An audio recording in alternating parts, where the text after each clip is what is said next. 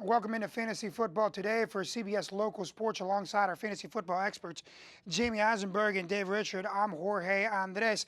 Gentlemen, let's talk about some injuries of note heading into a lot of fantasy owners' draft days. Let's start with Tony Romo and the Dallas Cowboys. That injured back may miss 6 to 10 weeks, Jamey. Yeah, it's disappointing. You know, Romo's been consistently a top 10 fantasy quarterback when he's been healthy. But you're seeing now the last 3 years, back injury, broken collarbone, back injury again. So I think if you're in a two-quarterback league, I have no problem taking a chance on him with a late-round pick because you look at the situations in Denver, in Philadelphia, in Los Angeles. I'd rather take a chance on Romo than the quarterbacks there.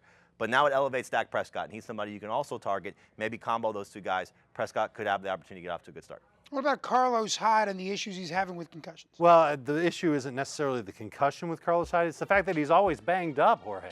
I want him to stay healthy because if he can stay healthy in this San Francisco offense run by Chip Kelly, you're looking at monster numbers. So people are drafting him hoping for those monster numbers, but he keeps getting hurt, was hurt bad last year, came back from that.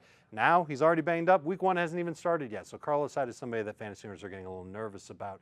Backing him up with somebody like Sean Drone seems like a decent idea, but I don't know if Drone's going to put up the kind of numbers that Carlos Hyde would. And speaking of concussions, similar issues for John Brown, Jamey. This is the most depressing video we've ever done. I mean, look, hopefully John Brown is ready to go. This is a guy with so much talent, third-year wide receiver in an offense that features wide receivers under Bruce Arians. So he played very well last year, still has a chance to play well. And look, if you're drafting and he falls, take a chance on him because as we know, if he gets over this concussion, he'll be on the field making a lot of plays. But it's been a very lingering situation, not like Carlos Hyde, which has just had the concussion, or Des Bryant had the concussion. These guys hopefully back in practice soon. It's been a couple weeks now for John Brown, so you have to downgrade him a little bit. What about two players coming back from ACL injuries, Jordy Nelson and Jamaal Charles? See, here's the good news. These guys are coming back. You don't have to worry about injuries or issues with them as of right now. They seem healthy, not going to play in the preseason, but they'll be ready to roll for week 1.